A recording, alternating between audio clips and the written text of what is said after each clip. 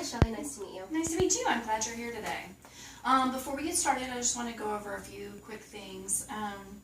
First off, today's session is just really for me to kind of get an idea of what brings you in, and so I'm just going to kind of ask you a few questions and have you tell me about that, and then I'm probably just going to kind of make sure that I understand. I may have some follow-up questions and make sure that I understand what you're telling me. Okay. Also, I want you to know that everything you say in the session today is confidential, but I am a mandated reporter, and basically what that means that everything is confidential within the agency unless you were to report or tell me about a suspicion of either physical, emotional, or sexual abuse of a child, elderly person, or incapacitated adult. I would be required by law to report that. Okay. Also, if you were to tell me some things that made me feel like you were at a danger to yourself or to someone else, I'd be required to take appropriate action to ensure the safety of others and for you also. Okay? Okay. Do you have any questions about that? No. Okay. And if you do, as we continue to meet, that's going to stand as long as we're continuing to meet. If you ever have any questions, just let me know. Okay? Okay. So tell me a little bit about what brings you here today. Well, I am a few weeks sober now. Okay. From alcohol. Okay. I've been going to AA meetings, not daily, but I've been going. Mm-hmm. A friend of mine told me to come see a therapist, said it would be helpful with some of the anxiety and depression that I'm going through. Okay. So you're experiencing anxiety and depression, and I'm sorry, did you tell me how long do you have sober? About 5 weeks. 5 weeks, okay. So what does that look like for you? Whenever do you have a sense of what's triggering that? To describe a little bit about that. Well, a lot of, I think, the anxiety comes from not knowing what's going to happen the next day, or if I'm going to be able to keep doing this. I've lost a lot of friends because of my drinking, and I've lost a lot of friends because I'm not drinking, and so I'm kind of just lost and torn and just don't really have a sense of direction right now.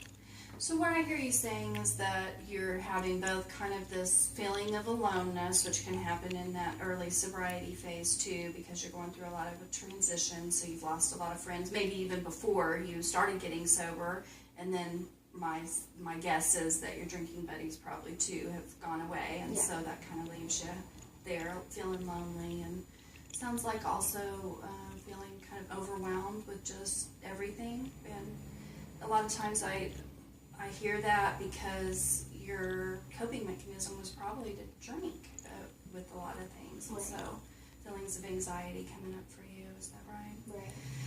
So, and you said you're going to meetings, but not every day. How often would you say that you're going to meetings? Probably maybe once every other day. Okay. Maybe. Do you find the meetings to be helpful to you? Somewhat. They're more depressing, I think, than anything. Just listening to people talk about their stories over and over again. It's just, I don't know, it's just not very encouraging to want to go back.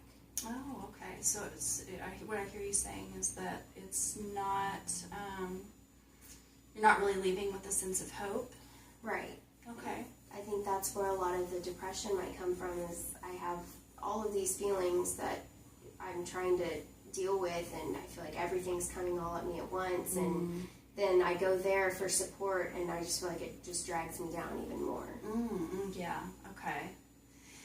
Yeah, I mean, where are you going to the same meetings every time? I've tried a few others. I kind of found one that I feel a little more comfortable at. Okay. Okay, same clubhouse? Yes. Okay. Because, whenever I hear you saying that you go to meetings and kind of feel worse than you went, sometimes that can happen with just feeling kind of triggered. But also, I wonder if maybe trying some different clubhouses and really mixing up a lot of different meetings, because you may be going some places that aren't real solution focused too. Yeah. And each one has a different characteristic, so that. And I've heard people say that, but I've also had other people tell me to just stick it out. It could just be a few bad nights and just a few bad people sharing. But right. I don't know. It's not so much so the meetings, though, that it is just the overwhelming feelings and feeling overwhelmed there too. Yeah, right. So like, sounds like you don't feel like you ever get an escape from that feeling of feeling overwhelmed and anxious. Yeah. Okay. All right. Well, I think there's a lot that we would be able to do and work on and discuss, and I think it's wonderful that it takes a lot of courage to step into sobriety and to go to meetings and go somewhere where it is uncomfortable, but you know, to know that that's the direction that you want your life to take, to be in recovery. Yeah. And a lot of feelings do come up in that process. So before we run out of time, I want to just kind of recap what it sounds like you'd like to be working on whenever we meet, which is to continue to be in recovery and kind of deal with all these feelings that are coming up for you and negotiate your way through some of that, and probably to kind of start building on a new support group and find a way to be in recovery and still have fun and have friends. So maybe for this week, before we meet next week, it might be good. Do you ever journal? Sometimes? Okay.